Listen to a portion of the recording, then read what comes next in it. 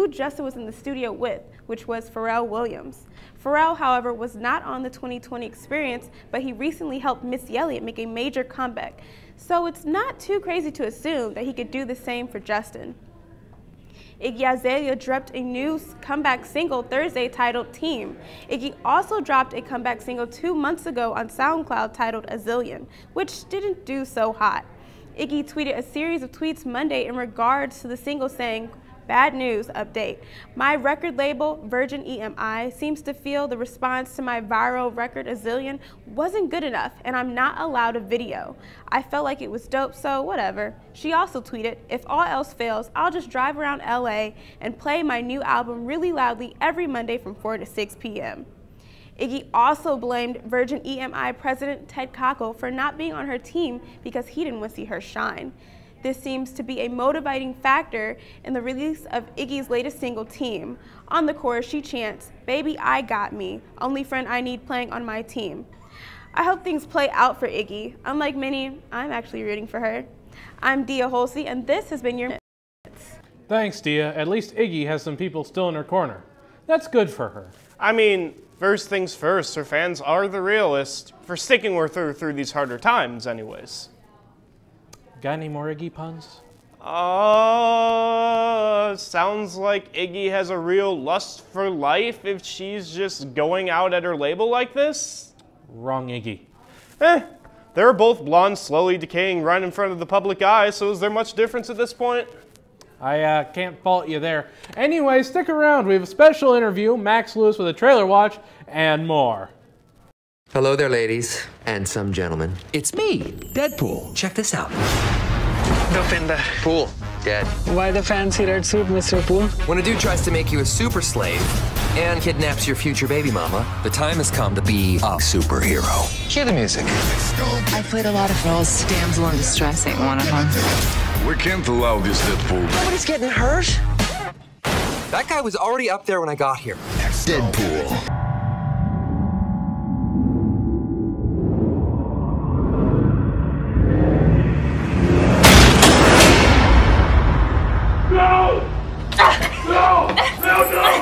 No! Don't open that door!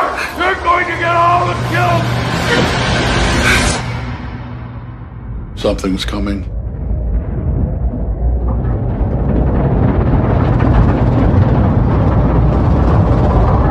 You're telling me that when this baby girl fell 30 feet, she hit her head just right, and it didn't kill her, and it paralyzed her. It healed her. Yes. Or that's impossible. This is a little hard to believe. There's a lot of people out there that are just looking for publicity. A lot of people think we're crazy. You either roll with it or you get rolled on.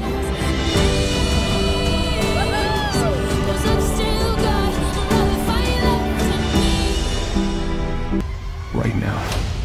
Where are we going? Home. This isn't us against us. This is us against the people on the other side of that wall. They're trying to destroy us. Where are you going? We're saving the city. Shoot her down.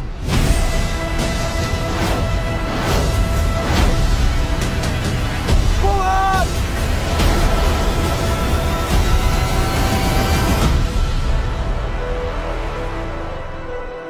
We are still animals. Quit it! You're gonna start a howl. No! You are naked. For sure, we're a naturalist club. All the way down. Oh. Try everything. Life's a little bit messy. Try everything. We all make mistakes. No matter what type of animal you are, change starts with you. We gotta go. Whose car is it? The most feared crime boss, Mr. Big. Welcome back. As many of you know, RJ Mitte of Breaking Bad fame recently gave a talk here at Ball State. With him came a mysterious disappearance of all the campus's Raisin Bran Crunch. We here at The Real Deal had the immense honor of interviewing Mr. Mitte. Take a look. So obviously, we're lucky enough to have you here presenting tonight for us.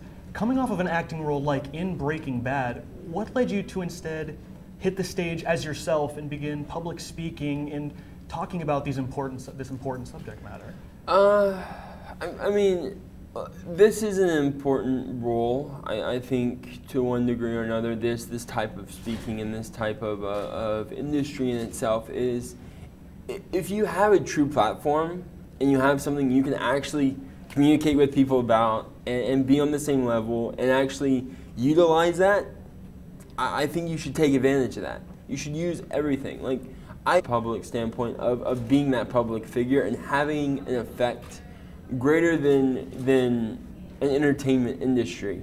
And at the same time, I try to use entertainment in this. I try to make it funny. I try to tell a story. I try to just have fun with it, but at the same time, make it impactful. And I'm lucky because I can tell a hell of a story. Especially when I'm not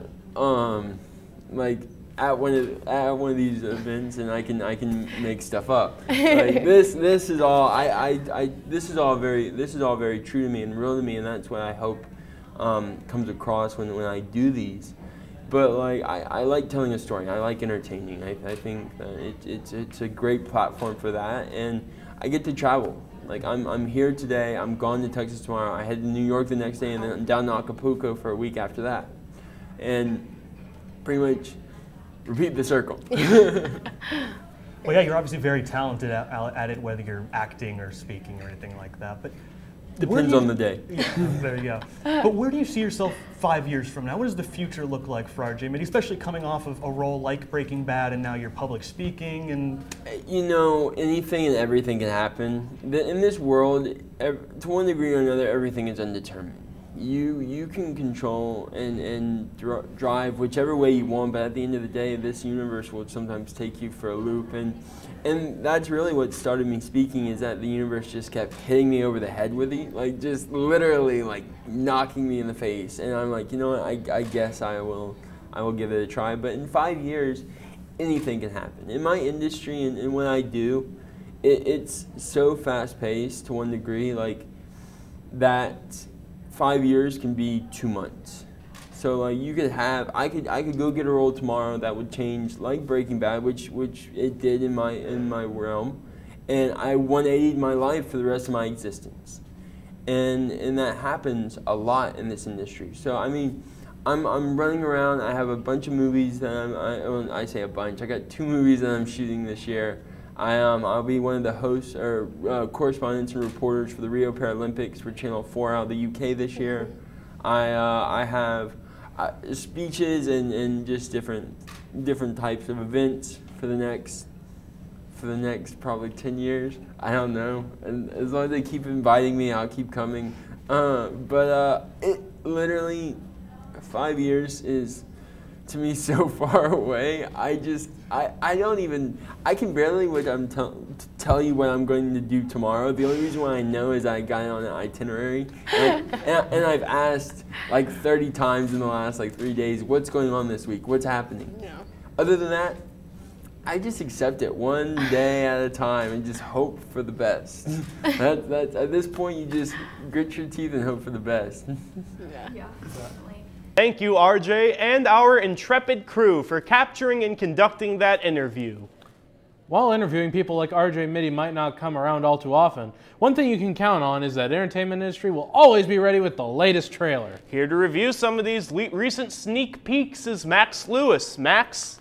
My first pick for my trailer watch is The Boss. A titan of industry, Michelle Darnell, played by Melissa McCarthy, is sent to prison after she is caught for insider trading. When she emerges ready to rebrand herself as America's latest sweetheart, not everyone she screwed over is forgiving. She must move in with a former employee, played by Kristen Bell, and the woman's daughter. She teams up with her former employee to create a brownie empire and compete against a group of Girl Scouts selling cookies. The trailer was hilarious on its own, and it seems like The Boss will be a good comedy to check out. The movie premieres on April 8th. Next is Disney's The Jungle Book, and this is one step up from the 1967 animated movie of the same name. The plot follows Mowgli, a human boy raised by wolves since he was a baby. When the fearsome Bengal tiger threatens his life since man is not allowed in the jungle, Mowgli leaves home and sets out on a journey of self-discovery while avoiding the Bengal tiger. He encounters jungle creatures along the way that do not have his best interests at heart. The film has an all-star voice cast, including Bill Murray, Idris Elba, Lupita Nyong'o, Scarlett Johansson, and Christopher Walken. The film opens in theaters on April 15th. This has been Max Lewis with your Trailer Watch. Thanks, Max. It's probably a good thing that Melissa McCarthy's character isn't real. Otherwise, the existence of both her corporate brownies that Girl Scout cookies would make the population more overblown than the plot of Batman v Superman. God, does insulting Batman v Superman make you feel like a big guy, Aiden? For you. Well, I guess going to commercial right now is all part of our plan. Of course. Stay tuned. We've got Angelo Oriemo with a rant, Madison McGill with some movie news, and a whole lot more.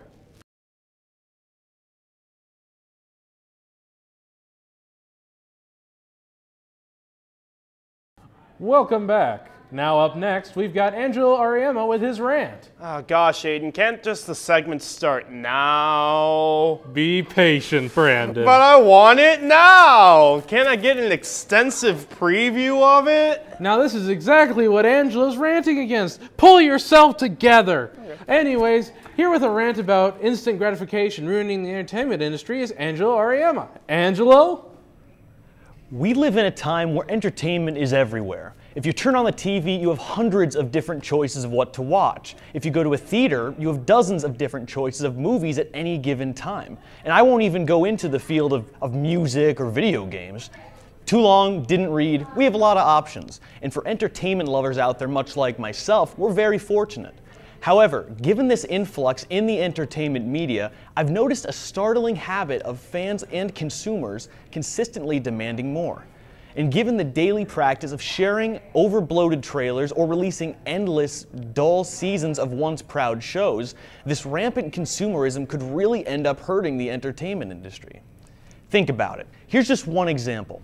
Captain America: Civil War is just a couple months out, and fans have been chomping at the bits every day for Marvel to just show them Spider-Man already. But here's the thing. We've seen Spider-Man in at least 5 different live-action movies over the last 16 years. We know what we're getting into at this point. Though lo and behold, Marvel ends up releasing a trailer which includes the most computer-animated looking excuse for the web crawler I've ever seen, both ruining the surprise for those who watched the movie and giving the internet something entirely new to complain about. Altogether, we need to learn to take things just one step at a time. Look at the recent Batman vs. Superman trailer, which basically showed the entire film in 3 minutes. If we as a society cannot learn to be patient and hold out until seeing the movie or the television show, then the content is just not going to have as much of an impact on us. In addition to this, after the content has run its course, we need to learn how to let it go. Whether it's Indiana Jones or Ghostbusters or Dexter or any other program or movie series that has just gone on for too long, we need to know when to let it roll over and die. Because if we continue to demand more and more of a good thing, eventually it's going to lose what made it so special in the first place. Typically, the series that have the best overall content do not go on for too long. I'm looking at you, The Simpsons. At the end of the day, us fans of the entertainment industry have to let it just flow naturally. Because if we continue to demand more and more from it, whether it be from trailers or sequels, we ourselves are going to ruin the industry as we know it. I'm Angelo Oriemo, and that is all I have to rant about for this week. Oh, thank you, Angelo. Well, we started this episode with TV and music news, so we figured we'd close this episode with some movie news and, you know, make a nice, sexy little news sandwich. What pleasant imagery. Here with the latest from Hollywood is Madison McGill. Madison. Stephen Amell, who is known for his starring role as Oliver Queen, aka Green Arrow on the CW's Arrow, is set to receive the CinemaCon Male Star of Tomorrow Award. Managing Director of CinemaCon, Mitch Neuhauser, says Amell is already making his mark on the small screen and is poised to break out on the big screen with his starring role in Teenage Mutant Ninja Turtles: Out of the Shadows. Amell will star as vigilante Casey Jones in the movie, which hits theaters on June 3rd, 2016. Along with his new movie role, Arrow was also renewed by the CW, making Amell perfect for the Male Star of Tomorrow award. CinemaCon will be held April 11th through April 14th at the Caesars Palace in Las Vegas. Amell will be receiving his award at the CinemaCon Big Screen Achievement Awards ceremony, taking place at the Coliseum at Caesars Palace on April 14th. Harrison Ford is returning to his action-driven character Indiana Jones. Lucasfilm and Walt Disney Pictures announced July 19, 2019 as the release date for the 5th Indiana Jones film, directed by Steven Spielberg. The film follows 2008's attempted reboot, Indiana Jones and the Kingdom of the Crystal Skull. Veteran producers Kathleen Kennedy and Frank Marshall will return as producers and have said the new film will include younger actors, but Ford will remain the one and only Indiana Jones. David Coep, who wrote Jurassic Park in 1993, will write the script for the new Indiana Jones adventure. They haven't announced any other casting decisions. According to Kennedy, in an interview with The Hollywood Reporter, a few story ideas have been tossed around. Disney chairman Alan Horn released a statement saying, quote, "Indiana Jones is one of the greatest heroes in cinematic history, and we can't wait to bring him back to the big screen in 2019. He goes on to say, "It's rare to have such a perfect combination of director, producers, actor, and role." The 5th installment of Indiana Jones is the first Jones film to be released by Disney since they purchased Lucasfilm back in 2012. They also had to strike a deal with the original Indiana Jones studio Paramount in order to acquire the franchise. The deal made in 2013 allows Paramount to retain the rights for the first 4 films and receive financial participation on any future films. Filming for the final installment in the Maze Runner series, The Death Cure, is postponed after its lead actor, Dylan O'Brien, was injured on set. He was in an accident while filming a scene for the upcoming film and is now being treated at a local hospital in Vancouver. Author of the series, James Dashner, assured fans with a tweet that the injury was not life-threatening and that the production has only been postponed, not canceled. But at this moment, all that matters is O'Brien's full recovery. Wes Ball, the director for all 3 films, also took to Twitter to update fans on O'Brien's condition. Quote, "Well, it's been a whirlwind of emotions these past few days. I've been overwhelmed with feelings of anger and sadness and guilt, but ultimately I find myself left with just a deep love and respect for Dylan. He is one tough cookie. I'm sorry for the grief this accident has caused his friends and family, as well as my wonderful cast and crew. It's scary seeing your friend get hurt, but fortunately, Dylan is going to be just fine. After a few weeks of rest and recovery, he will be back up and running to finish our adventure together. All the best." The Death Cure is scheduled to hit theaters on February 17th, 2017. I'm Madison McGill, and that's the latest in Hollywood. Thanks, Madison. Wow, glad to see Indy's back. Though it is weird they're releasing it as the 5th movie when there's only been 3. And I think it's weird we're still making the same jokes that got stale around 2009. Hey, you wrote this, not me. Excuse me? You are the head writer of this show. I think you have me confused with another Brandon Krakowski there. You're even writing this banter right here, and I'm reading it off the teleprompter, and we're in a studio, and we've now got a bit of a paradox on our hands now, don't we? Well, we need to reconstruct the concept of separation between the creator, performer, and audience, so we'll be right back. We'll hopefully have regained enough of a fourth wall to present a final word. I'm Brandon Krakowski, and so are you. These people are upset that you have films. Oh my God, Greg, look, it's your mom. You are mean. How do I say which?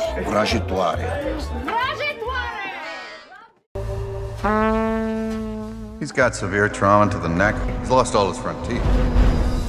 28 years of practice gone. He'll never play again. What did you do? You're gonna kill yourself because you can't play trumpet anymore. There's a lot of speculation about the hard lives that folk singers live. What do you mean hard? You go out on the road and you sleep with a different woman every night. Business is tough on marriage. Marriage is tough on marriage. I need some air. Your mom felt the same way about being Greek. Florida, Texas, New York. These are the colleges I'm applying to. Why do you want to leave me? Payback.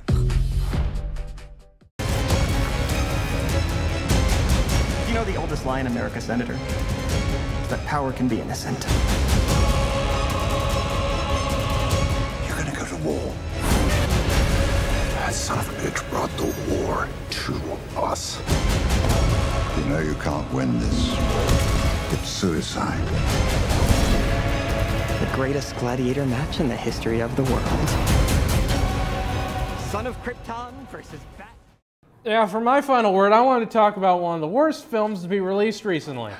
10 Cloverfield Lane is by far the worst film I've seen in recent memory, much akin to Interstellar. This is a film that takes a decent premise and good actors like John Goodman and manages to throw them right out the window for the sake of jump scares and cliche action tropes. I came in knowing nothing of 10 Cloverfield Lane, and I came out wishing I knew even less than that. I wish I could click my heels and just pretend that this film was just a collective fever dream. But no, it was indeed real, and that is the true tragedy. And for my final word, I would like to talk about a film that's so bad it's incredible. I recently viewed the Neil Breen classic Double Down, and whoo boy, even after watching this film, I'm still not entirely sure what it's supposed to be about. From what I can gather, this film is simply about a fantasy version of Neil Breen being the best. He's the best cyber activist, terrorist, humanitarian, hacker person on this green earth. And I think he's trying to do some kind of bioterrorist attack on Las Vegas, and he's helping the FBI for some reason. And I guess he has a magical rock that can cure cancer that he only uses once on some little girl. And he occasionally has visions of his dead loved ones and may or may not be carrying around the skeleton of his wife. And he absolutely adores tuna and carries around nearly 200 empty cans in a box in his trunk. This film is where Jodorowsky meets Wiseau. It at once feels like a complete incomprehensible mess of a film and some kind of savant genius statement from someone operating on a completely different level from the rest of society. Real estate turned director slash producer slash lead actor slash location scout slash caterer, Neil Breen is a fascinating study. I got a similar feeling while watching Double Down that I felt while watching The Room. We're watching a crazy person's inner workings without a single filter or person telling them no. This is the kind of film that I would recommend to anyone looking to get their kicks in the so bad it's good vein of filmmaking. Just let the Breen wash over you. And don't think about how it's improbable that he has a direct line to the President of the United States. That hurt me. And that wraps up the show for this week. Be sure to check out our website, Facebook, and Twitter pages for news and updates on all things entertainment. I'm Aiden Hall. And I'm Brandon Krakowski. We will see you next time.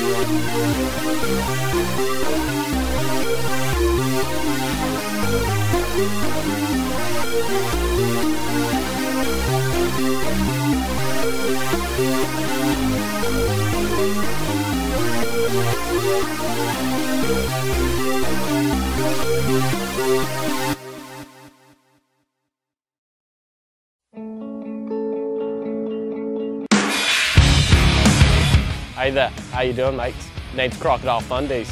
Heard you're trying to be extreme. Well, first off, let me chug this Mountain Dew.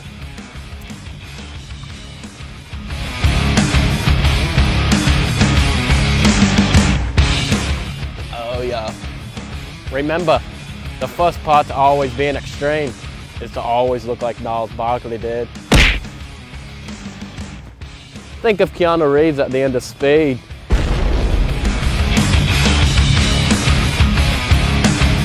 next step to being extreme is to come and hit the streets with me.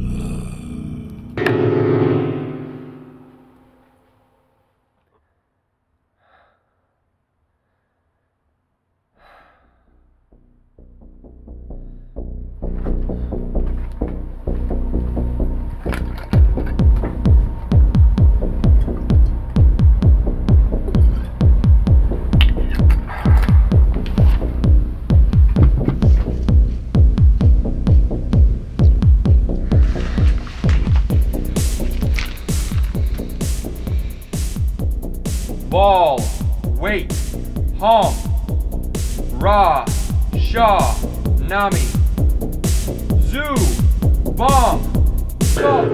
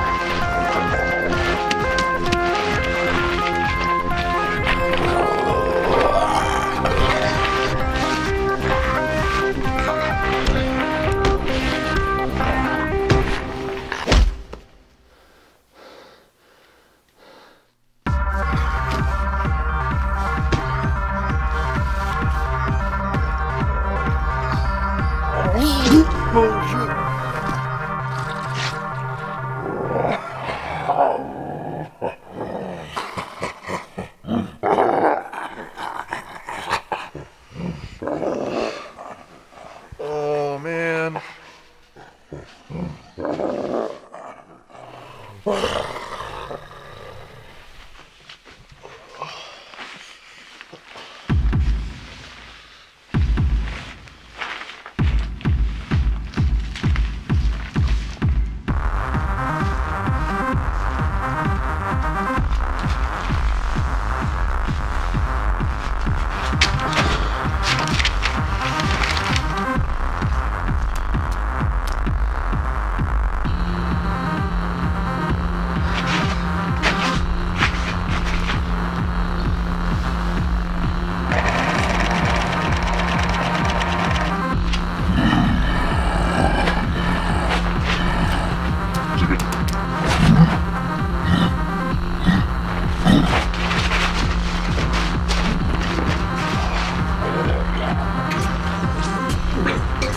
Fucking stab me, man! Oh.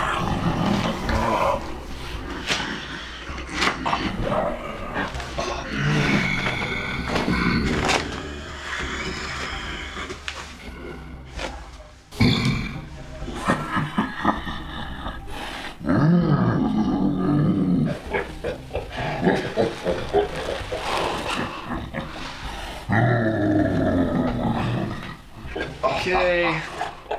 You win.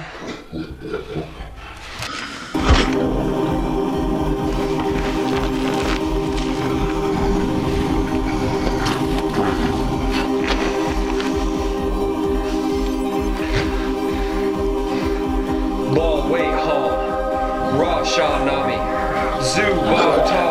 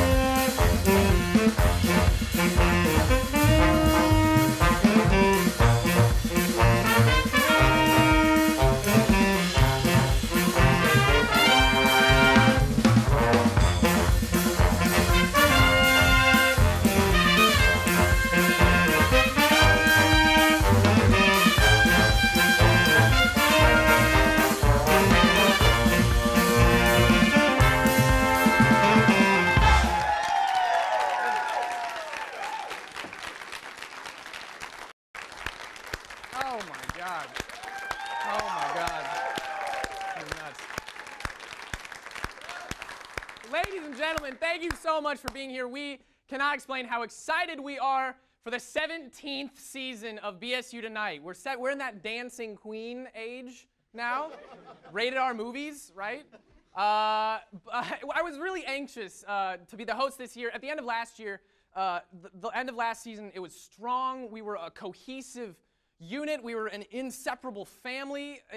So when it was announced that I was going to be the host, you know, we took one final group picture just to really bring it all together and see if you notice something odd.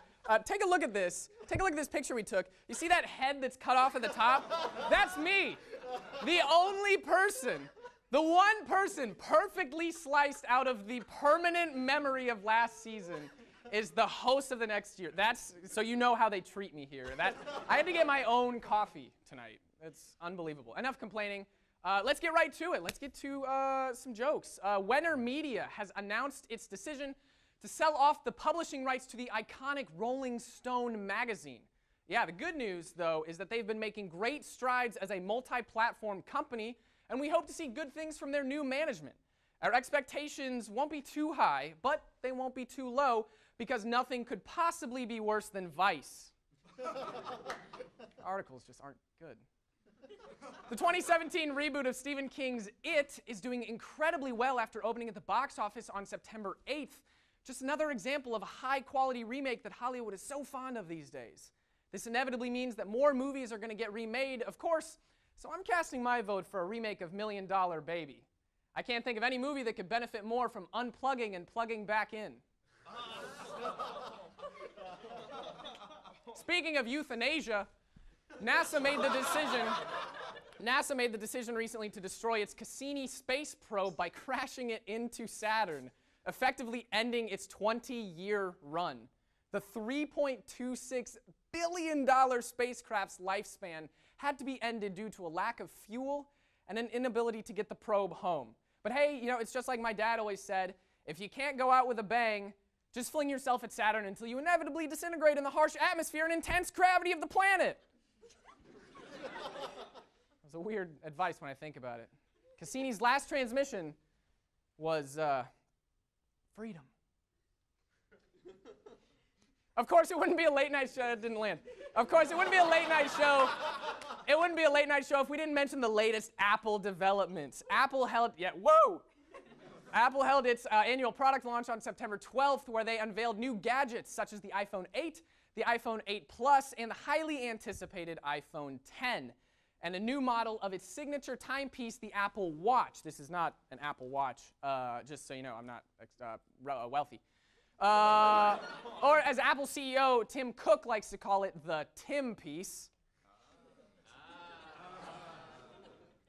Some people are outraged at the new features that Apple has brought to the iPhone 10, including the removal of the home button, the outrageous $1,000 price tag, which we will spend anyway, and the implementation of facial recognition software. The future is here. Which, by the way, if you think about it, is really bad news for twins, but great news for ugly people. Sorry, unique-looking people. Moving into more tech news, a robot called Yumi conducted the Lucca Philharmonic Orchestra alongside opera singer Andrea Bocelli in Pisa, Italy on September 13th. The robot conducted 3 separate arrangements that evening. So if you thought that you were safe from the robot revolution because you work in a creative field that robots cannot replace, congrats, you're as expendable as a fast food worker. Yeah.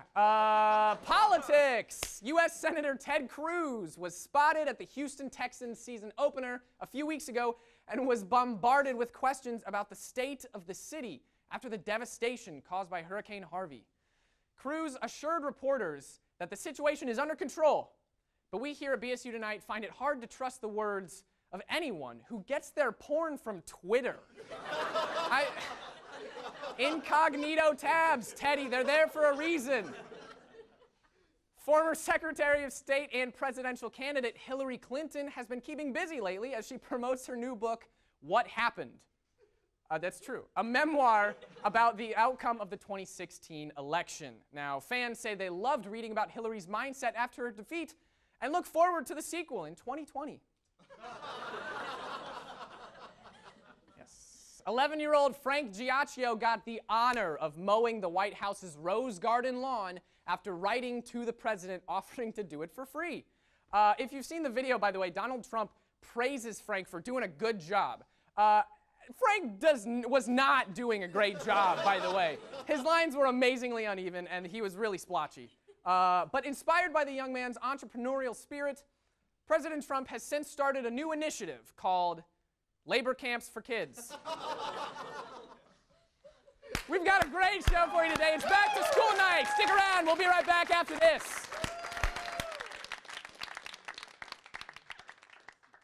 The Atrium, one of the most popular dining halls here at Ball State University.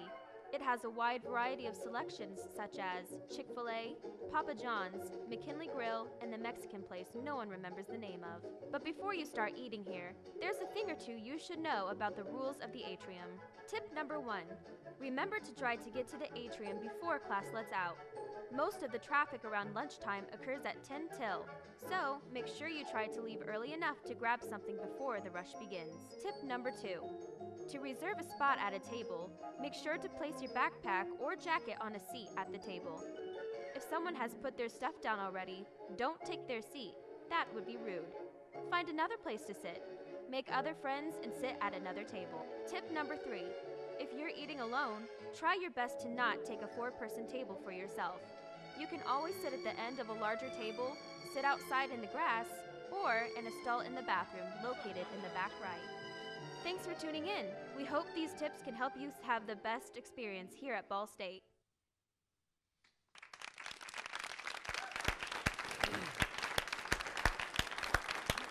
Hey! Welcome back, ladies and gentlemen. We hope that that package was helpful for anyone still learning to navigate those pesky dining halls. We just love to give back and help you here on BSU Tonight. And one of the ways that we do that is we'll hold conflict mediation right here on the show.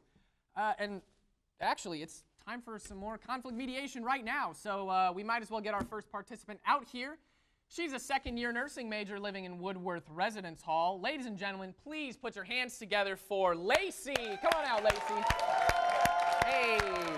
Yeah. Lacey, thank you so much for being here. You came on the show for a reason today. Can you explain to us what that reason is?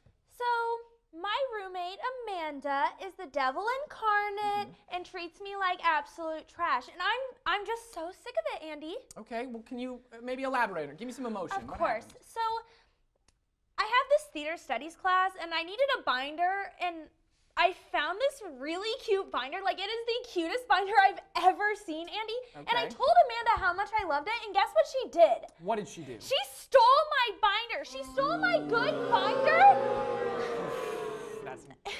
I've been nothing but nice to her, and this is how she repays me. Lacey, I'm so sorry for your situation, but those are some bold accusations. Those are really strong words, and it would be remiss of us if we don't get her roommate's side of the story. We've actually got your roommate behind the scenes right now, so ooh. Let's bring her out here and get her side of the story. Ladies and gentlemen, please give it up for Lacey's roommate, Amanda.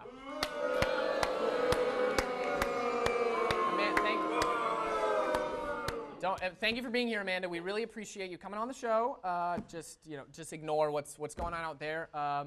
But yeah, thank you so much for being here. You know what? You would accuse me of stealing your binder. What's that supposed to mean? Yeah, you accuse me of everything. Well, that's because you're a cow. All right, slow it down. Slow it down. Let's get back. Calm down. That's so typical. You're the worst roommate ever. Why did I ever decide to room with you? All right, ladies, oh yeah. Let's just get things back on track here. We're here to resolve this conflict. Now, Amanda, we have to hear your side of the story. It's unfair otherwise. What's your take? Look, I didn't steal the binder, and I'm getting sick and tired of all the accusations. Short and simple. Lacey, do you have any response? I still think she did it. She's lied to me before. I wouldn't put it past her to do it again. Ooh. Well, clearly this is a problem that we need to figure out here and now. There's no rekindling this friendship. But what our audience doesn't know is that before the show, we hooked Amanda up to a lie detector test to get some straight answers out of this situation. Lacey, at the beginning of the show, you claimed that your roommate Amanda stole your favorite binder. The results are in. And Amanda did not steal Lacey's binder. Did not steal Lacey's binder. It's conclusive results. The test never lies. We got oh, all right. Well, let's not. Oh my God. Oh, yeah. Get in there. Get her out of there. Get her out. We'll be right back. Stick around. We'll be right back. Hi. Can I get one ticket for the flute recital? Yeah, but who do you know here? Tiffany? Oh, cool. Yeah. Name and ID, please. Hi. Lizzie. You're not on the list, but that's just a formality. You can go on through. Okay. Next. My ticket.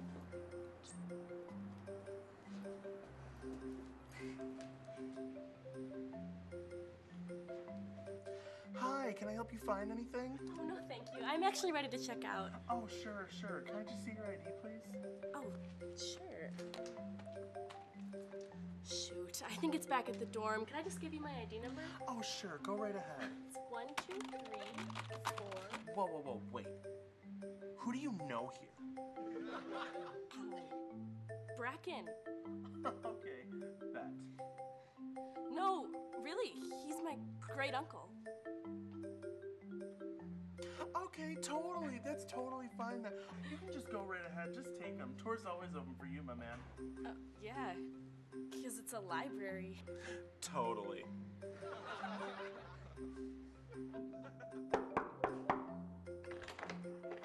So, hey, I'm here to get the notes that I missed in chemistry class, remember? Who do you know here? You, Dave. I know you. We have class together just today. Bro! That's right. I didn't recognize you, man. Get in here. Yeah, sure, whatever.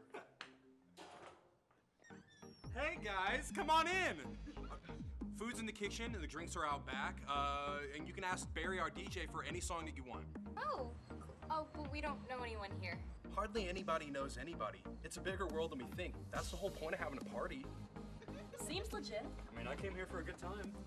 Speaking of time, we're gonna have an in-depth discussion about the Gregorian calendar and the modern wristwatch at midnight in the basement. Feel free to contribute to the conversation. Opening up an honest dialogue for everyone to contribute in is really dope.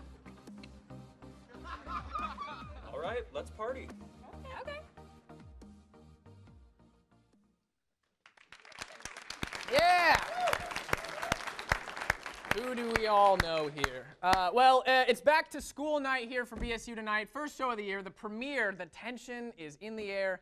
I need to take a deep breath. But here to give us some insight, we have joining us 3 Ball State instructors. Please help me welcome Shanetta Pendleton, Paige Waters, and David Little, our guests today.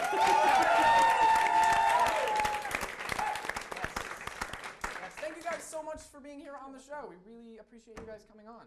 Thanks for inviting us. Like we said, it's back to school night, so in lieu of the theme, let's start with an icebreaker. Let's go around and say our name and a fun fact about ourselves. I'll start. Hi, my name is Andy Rabb, and one time I was on a plane with Norm Macdonald. It's true. Fun fact. So, next. This is a punishment for all my first day lectures. I'm Shanetta Pendleton. I'm an instructor in the Department of Journalism. Fun fact about me, I'm from Alabama and I still wear my shoes everywhere. I'm sorry, I'm confused. What does that mean? Do you normally not wear shoes in Alabama? No, everyone thinks that people in Alabama walk around barefoot and on dusty roads. And I'm like, we have streets. By show of hands, how many of you, when you think of a person from Alabama, you immediately go to a shoeless, dusty road? Be honest. Okay, maybe that's just me. I didn't realize that was a thing. It really is. Okay, I have learned something now. Thank you so much for enlightening me. Next, your name. I'm Paige Waters. I teach in the Department of Telecommunications. And fun fact about me, I have given a dead woman a French manicure. How's that for a fun fact? She won. Part of me thinks we should just gloss over that and not address the elephant in the room. I'm sorry? Yeah, my husband is a funeral director, and we were dating. This is how people date with funeral homes. And I got a call from him, and like he's like, we need help. Can you paint someone's nails? And I was like, yeah, sure. And he goes, well, we're looking at her picture that her family provided, and she wears a French manicure. Could you do that? I'm like, probably. So I ran to Target, as you do, Yeah. and got the stuff to do it. How long had you been dating him for when this happened? Oh, I don't. Was this like the second week of dating? No, that was a really long. God, it was a long time ago. Okay. It was probably maybe, I don't know. If you ask my husband how long they dated before he got married, I will say 2 years. If you ask him, it was like we hung out for a couple weeks and got married. Yeah. It's a blurred line. So it's hard to know. Well, for him, was that the moment when he knew you were the one? If a girl will paint a dead woman's nails, if it wasn't, it should have been. Right? If it wasn't, that I guess should have so. been. Oh, we're learning stuff. Next. Hi, I'm David Little, and I teach in the theater department. I know a fun fact about yourself. Yeah, oh yeah, fun fact about, I'm going to continue the theme that you started, and I worked for 8 months as a gravedigger. Oh.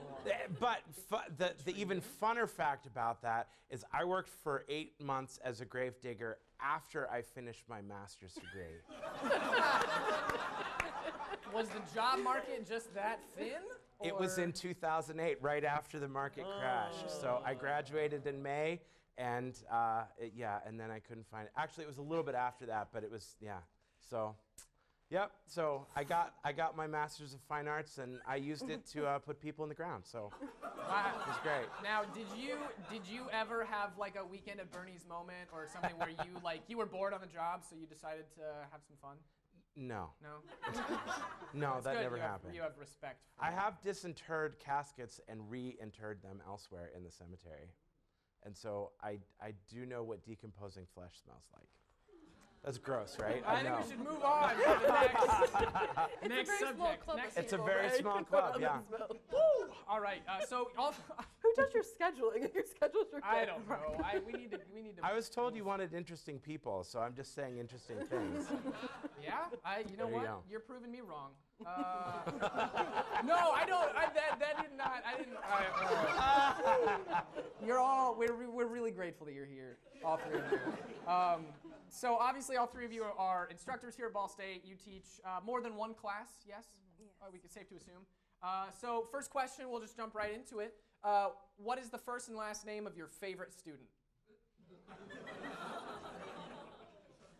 Are any of your students in this room right now? Yeah, I teach TCOM, so there's probably sprinkling them. It's kind of hard to see. I see a chunk of them. Yeah. Do you feel comfortable answering that question?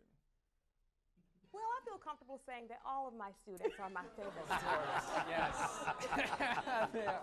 I think there were audible groans, by the way, of people who were disappointed in the answer. They wanted blood. Well, I'm the alumni communications coordinator for TCOM, so I will also say that all of my students are my favorite students. That's boring. Sorry about that. That's boring. Well, I have students who would say otherwise. Like, I have a student who swears he's my favorite student. I call him my student stalker. Is this a thing? Do you have students? Have you ever experienced obsessive students?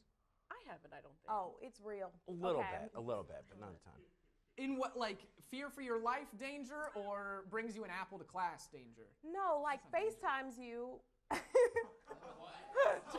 Labor Day dangers. So I wrote a recommendation letter. Okay. And it required me to put my contact information on there. Of course, I'm not in the office all the time, so I put my cell number in there. Next thing you know, I'm getting text messages like, "Hey, bestie." This is real life. This is real life. And then I'm driving back from Alabama during the Labor Day holiday. Okay. And I get a FaceTime, and of course I didn't save the number, so I'm like, who is this FaceTiming me from? So I look through text messages and why are you FaceTiming me? Like, why? Well, what that makes me wonder is, did that work? Is he, like, did that get him any extra? If I FaceTime my teachers, am I going to get extra credit? Definitely not. No? No. Nope. You don't think so? No. I may have just passed them to get rid of. I'm just joking. Do you guys have? Do you remember all of your we were talking about this earlier. I had you, Mrs. Waters, a year ago, and I assumed that you completely forgot who I was. Do you guys remember like most if not all of your students? I mean, I've only been at Ball. This is my second year at Ball State, but I've been all kinds of different places. So I teach at a camp every summer. I'm from Pittsburgh. I used to teach at a theater there. I've taught all over the place. I used to teach for Indianapolis Public Schools. Sorry. No, I loved my students. I can say that. I don't know. There are certain students that after years and years, you don't remember them, and they do still remember you, and I always feel really bad about that because you're in a room. But there are also students that I remember for a long time. Right. So and year to year, like I remember all of my students from last year. Okay. Well, yeah. They're like more fresh so. in your memory. Yeah, they're fresh in my memory. Did you ever have any really horrible experiences with any students? In all the times you've been teaching? Yeah. It was just a stare and a small nod. Well, not at Ball State. Okay. So, but like I said, I used to teach middle school. Okay. So I broke up a fight between 7th grade girls once, and I got a fat lip. Those girls, they mature quicker, so they're bigger than the boys. They're bigger than the boys. It's not like...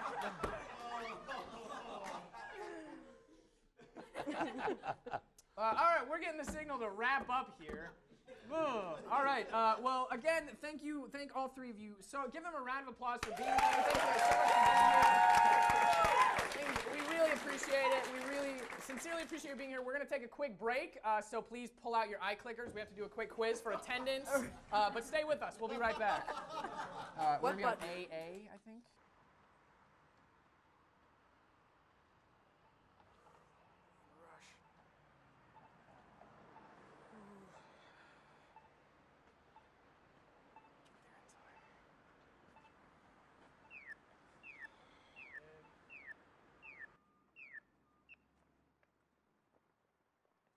Hey man, how you doing? Hey, keeping busy. Oh, very cool, man. Do you want to get some lunch? I totally would, but I'm in a rush. All right, man. Hey, Brian, I was just wondering why you weren't in class today, man. Professor, look, I'm so sorry. No excuses. Listen, there's a review session in 15 minutes. You, me, we can go there together. I can't. I'm in a rush. Failure's in your future, Brian. Repent, my child. Repent. For those who eat colorful goldfish can be forbidden. Good Lord. How dare you take the Lord's name in vain? The homosexuals have infiltrated the goldfish cracker. I'll pass on that. Top of the morning to you. Would you like to join the Socially Frustrated Leprechaun Alliance? What? The Socially Frustrated Leprechaun Alliance. It's the only student-run organization that addresses the issues of being short and ginger on a liberal college campus. No. What, is this a joke? It's a real serious issue, my boy.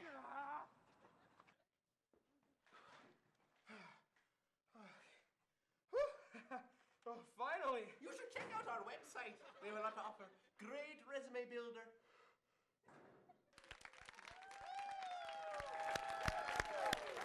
Oh, man.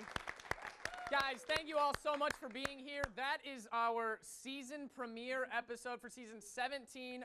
Give one more time a huge round of applause for Paige Waters, Shanetta Pendleton, and David Little for spending their time with us.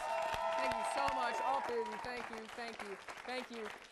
Do you guys have any final parting words of advice for somebody on their first day of campus, new to school? Any quick advice?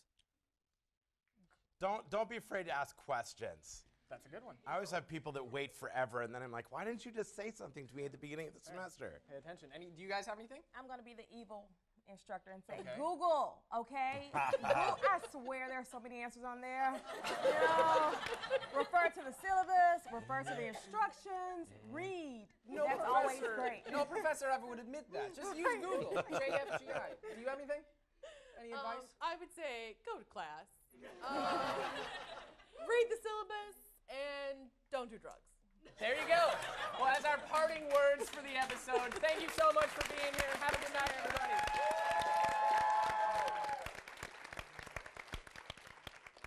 Don't do drugs.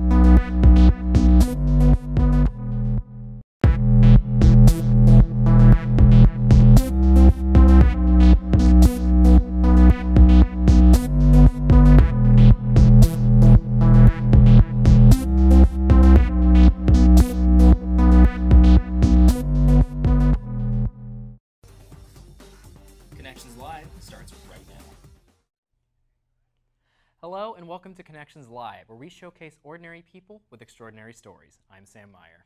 And I'm Esther Sarah Bauer. With tonight being our first show of the year, we'd like to welcome everyone back for this semester and thank you for joining us. Tonight we'll tell the stories of an immersive learning project with a focus in printing and bookbinding, Muncie's only destination for finding your way out, and a festival that celebrates the legend of Johnny Appleseed. So let's get started with our first story.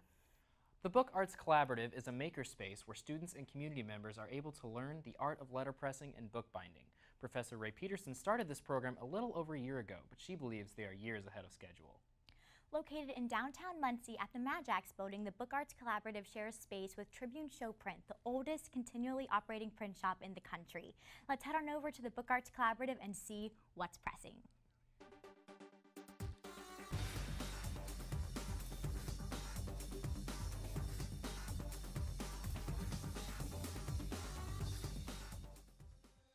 So the Book Arts Collaborative is really great, number one. It's a community letterpress and bookbindery. Our mission is to preserve and pass on the apprentice-taught skills of letterpress printing and hand-sewn bookbinding.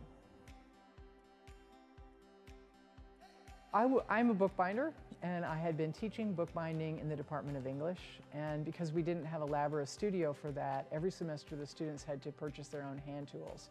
And I wanted to get a facility where we could buy all those small tools that amount to about $120 to purchase and have those on hand so that students could really focus on the things they want to make and not the things required to make them. We do 4 things here. We make blank journals and print ephemera, and we sell those through 7 retailers around the state of Indiana. We offer workshops for community members in bookbinding and letterpress printing. We publish a book every spring and sell that, and we also put on a festival of book arts in April called Interrobang. So there are a number of things about Book Arts Collaborative that are really unique. One is that we're one business, we're a collaborative, but everyone creates the projects and products that he or she designs and wants to put to market. And then the real market tests that for them to tell them whether it sells or not. Another thing that makes us incredibly unique is our community partnership with Tribune Show Print Posters. We are the only sort of book arts laboratory associated with any campus in the world that we know of that is connected to a working letterpress shop. Our association with Tribune Show Print Posters gives us access to a lot of expertise, not only from its owners, Rob and Kim Miller, but from master printers who come to visit Tribune Show Print because it is the oldest continuously operated letterpress facility in America. So our students have absolute freedom of creativity.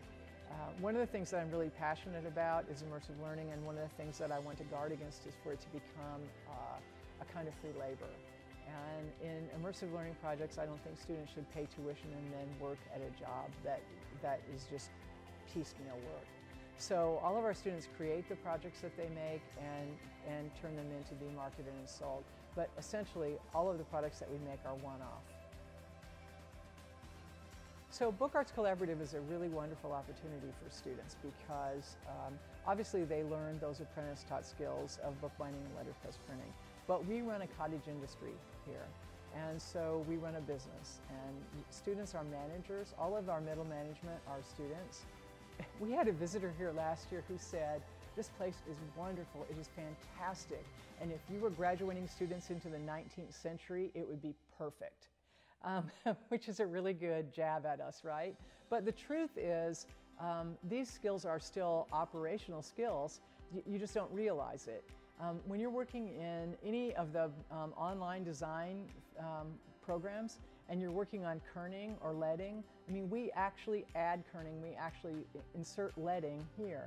And so everything that is layout and design that is computerized is much harder in an analog system. But beyond that, this is practical for people who aren't designers. There's a lot of planning in it, there's a lot of thinking through the process, and then there's a kind of just joy in reviving a machine that is 150 years old and using it for its original purpose. The program has already begun to grow this semester. with the addition of new faculty. This semester we have Colleen Steffen from journalism and also Amy Trendler from the library working with us. And what we'd like to see is a lot more Ball State faculty teaching classes here and contributing to the collaborative so that it has a broad base of students and faculty. We want students from all colleges. We want faculty from all colleges to be using this facility and teaching in it.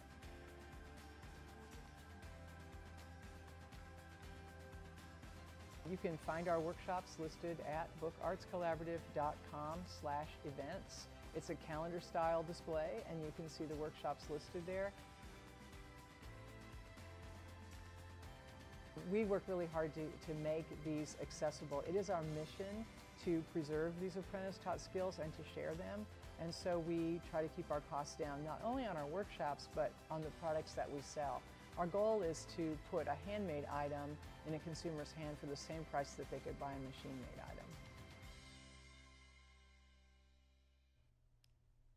Now, Sam, that is such a cool craft, and seeing students learn how to make something we use every day is really just awesome. Absolutely. You know, I'd love to see that in action, Esther. Maybe we can sit in on one of their classes this semester. For sure, Sam. Now, don't go away because we'll have another story right after the break that you're not going to want to escape from. See on page 4 that the projections need to be tornado next Thursday. Seriously? Thursday? Can't do that. This is really inconvenient. I have yoga that day. I have no time for this. So. I can't do Thursday, but I can do Friday. Disasters don't plan ahead. You can. Talk to your loved ones about how you're going to be ready in an emergency. Don't wait. Communicate.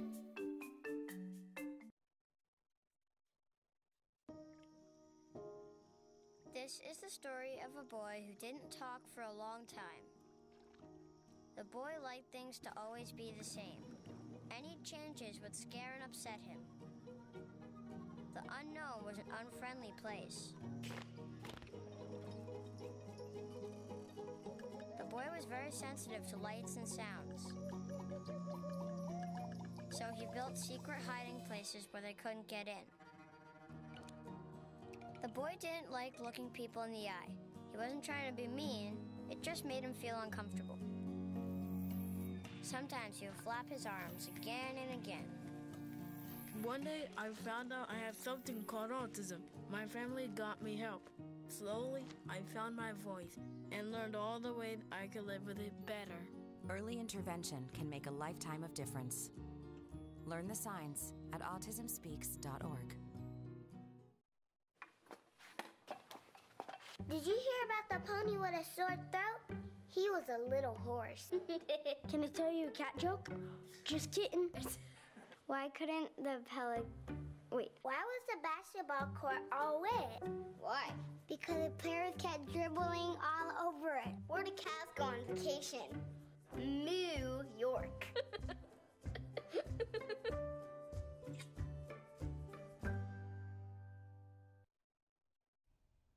Welcome back to Connections Live. In our next segment, we will take a look at Escape Muncie, the city's premier escape room experience. They offer a family-friendly environment with multiple rooms of different settings and difficulties where participants have just 1 hour to find all the clues and escape the room. You know what, so let's go grab our thinking caps and test our brains at Escape Muncie.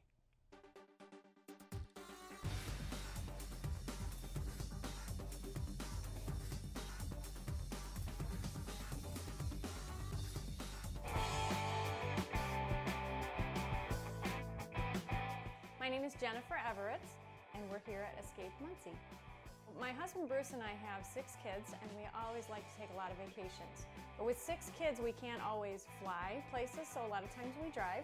And we recently took a trip to Cincinnati. Well, a couple years ago, we took a trip to Cincinnati, and we found a really awesome escape room that the kids kept talking about it, and they kept saying, we need one of those in Muncie. We need an escape room in Muncie. And so we got back and decided to open up Escape Muncie. Escape Muncie is a totally fun escape room experience. We lock you into one of 4 themed rooms. We have the classroom, the theater, the mansion, or grandma's living room. And we lock you in for 60 minutes, and you have that amount of time to find all of the clues, figure out all the puzzles, solve all the riddles, and figure out the code at the end to get out. Not all escape rooms always are, but our rooms are all family friendly. So it's a really fun family activity. It's a really fun team building activity. It's great for date night. It's great for corporate team building, or we do a lot of Ball State team building as well. The classroom is kind of our standard game, and you came in to take a test after school, and you got locked in a room. We have the theater, which is a little bit harder than the classroom. We have the mansion, which is a pretty difficult game, and then we have Grandma's living room, which is an expert game. So if you're coming to that, you want to bring a few friends to help you. Our rooms hold between 2 and 8 people, and we are open Tuesday through Saturday from 3 to midnight, and you can book online at our website. We like the fact that families can get together and do something by putting your phone down and talking to each other and working together. Families, friends, coworkers. And we just like the fact that you put those phones down for 60 minutes and you get to talk with each other and you get to problem solve and you get to laugh, and they'll start to work together, and then you watch them kind of rocket ahead and get to the end of the game, and everybody comes out high-fiving and cheering because they figured it out and they solved it together. So that's a lot of fun. We do have a nonprofit called Journey Home Jamaica. My husband Bruce and I went to Jamaica on a second honeymoon in 2011, and we really fell in love with the people there, realized that there's a great need for orphan and foster care, and we go back and forth and we do take shoes and clothes with the proceeds from Escape Muncie. We were able to ship 2,400 pounds of clothes and shoes and toys and things over there for a church over there to sell. And that helps them raise money and to give away, to people that need it. We were trying to figure out a way to, raise some money for Journey Home Jamaica, our nonprofit, and we said, well, this escape room thing, it was so much fun, and the kids are talking about it 2 months later, about how much fun they had. Maybe we should think about that. And so we found this building, and about a week later we bought it, and about, 6 weeks later we were open. So it happened pretty quick, yeah. And we created all of our games here ourselves. Not a national franchise, we're just a mom and pop business. So we've created all of the puzzles and all of the games and all of the rooms completely from scratch. So unlike some of the franchise games where you might go to one in Indianapolis and then you might go to one in Denver, Colorado, and they will have the same game, you will never find our games anywhere else because we created them all and they're right here. What a fun twist on game night. I love how interactive the escape room is, and it seems like a great way to bond. Oh, absolutely, Esther. It really keeps everyone engaged, and it's so cool we have one in Muncie now. For sure. Now, to find out more about Escape Muncie, you can check them out online at escapemuncie.com. Well, don't go away. We have one more story coming up right after the break. Maybe you can make retirement happen. After all, you made her college years happen. Opening that education savings account when she was little, spearheading a campus tour, and another, and another, and another, and another. Bam! Deciphering financial aid. She was like, what? Well, now she's like, you aced planning for college. Now get the tips you need to get on track at aceyourretirement.org.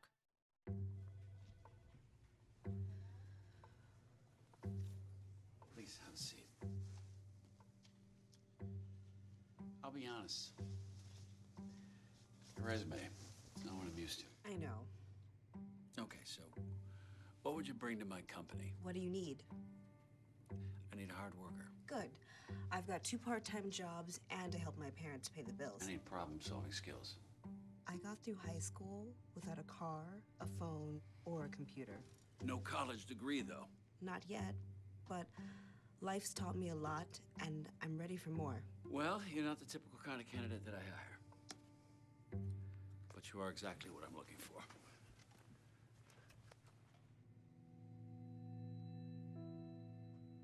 Your company could be missing out on the candidates it needs most. Learn how to find, cultivate, and train a great pool of untapped talent at gradsoflife.org. They call me Maxie, but I prefer tripod. I was your above-average 4-legged homie, and then wham, bam, minivan. Some people pity me. Now that's lame. I still run, fetch, and swim. And the ladies love me. I'm the ultimate wingman. Just don't ask me to high-five.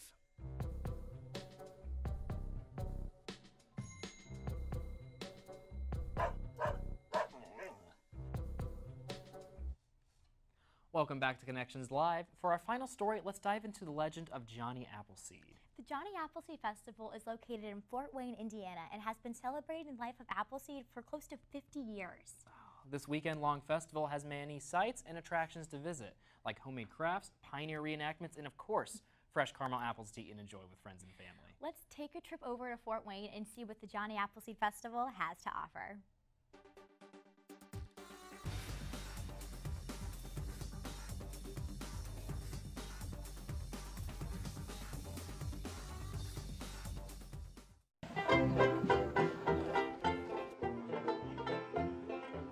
Well, it honors John Chapman, who is also known as Johnny Appleseed. People know the legend of him planting trees, throughout the country. He actually passed away in Fort Wayne, and so they decided to commemorate that by having a festival in his honor. People love this festival. We've been going on for 43 years now. People who came here as kids are bringing their own children. Some of them are even bringing their grandchildren. And we've had that same kind of thing with the board of directors too, and a lot of the vendors. We have vendors who are second and third generation whose parents were here at the beginning, and it's continued on through the family. And it's just a big, major city event, and not even really a city event. We attract people from all over the state. People come from Canada, people come up from Texas, so it just really pulls the community together for these 2 days. We've got about, I think, 40 different food vendors. People love the corn on the cob that's cooked over the open fire and dipped in butter. Anything with apple in it, apple dumplings, apple cider, apple butter. A lot of things that have sort of chocolate involved, and of course that's always a popular favorite. We have a booth that sells fudge, a couple of booths actually that sell fudge. And people just kind of come in with their own favorites. Some actually come in with a plan of starting with, something more savory and then go to the sweet and kind of organize it back and forth. Honestly, my favorite part about it is the food. Definitely come for the food. The corn, really great. Also, like the chicken dumpling soup. The root beer is really good. The apple dumplings too. It's all really good. I'm an ordinary guy that's kind of quirky.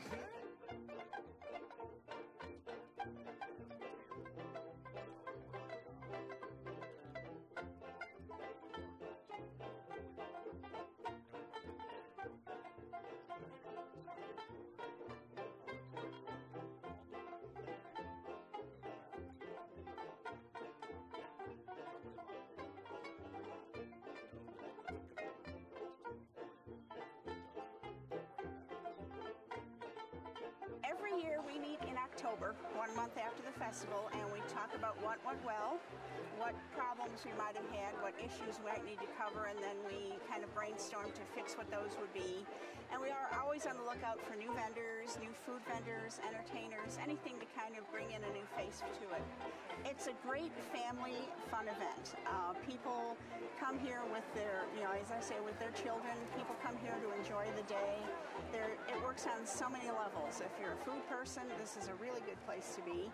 If you want to shop for crafts, if you like mid-1800s entertainment, if you're looking for antiques, we have things that just work on all levels for all kinds of people.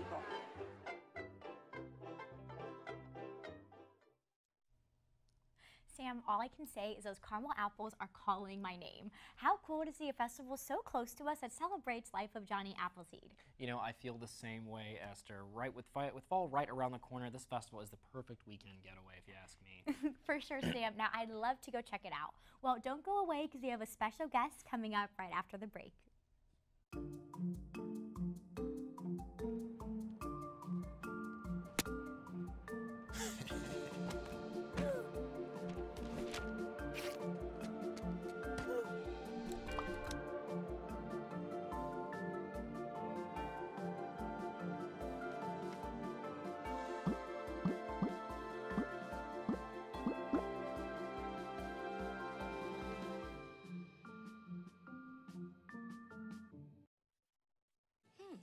Maybe you can make retirement happen. After all, you made her college years happen. Opening that education savings account when she was little. Spearheading a campus tour. And another, and another, and another, and another. Bam! Deciphering financial aid. She was like, what? But now she's like, You aced planning for college. Now get the tips you need to get on track at aceyourretirement.org. See on page 4 that the projections need to be tornado next Thursday. Seriously? Thursday? Can't do that. This is really inconvenient. I have yoga that day. I have no time for this. So. I can't do Thursday, but I can do Friday. Disasters don't plan ahead. You can. Talk to your loved ones about how you're going to be ready in an emergency. Don't wait. Communicate.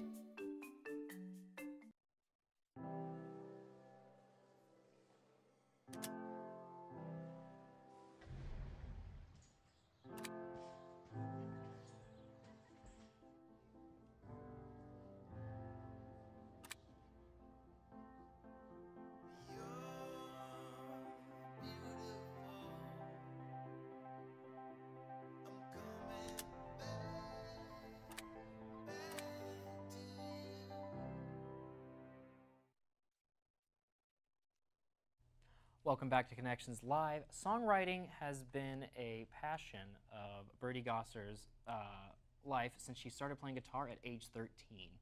Birdie has been inspired by life experiences and the constant tunes just running through her head. And we are so excited to have her on the show. Birdie, thank you so much for being here. Yeah, thanks, guys. No problem. So how did you get started into music and everything?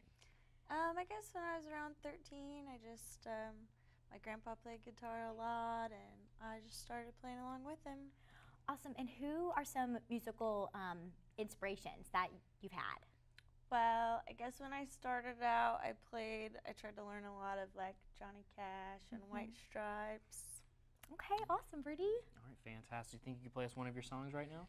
Yeah, awesome. absolutely. Perfect.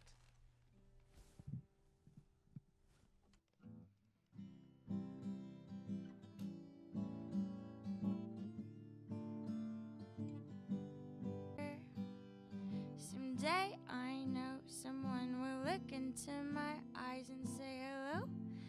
You're my very special one. But if you close the door, I'll never have to see the day again. Dark, pretty bars, shiny Cadillac cars, people on subways and trains, looking gray in the rain as they stand disarray.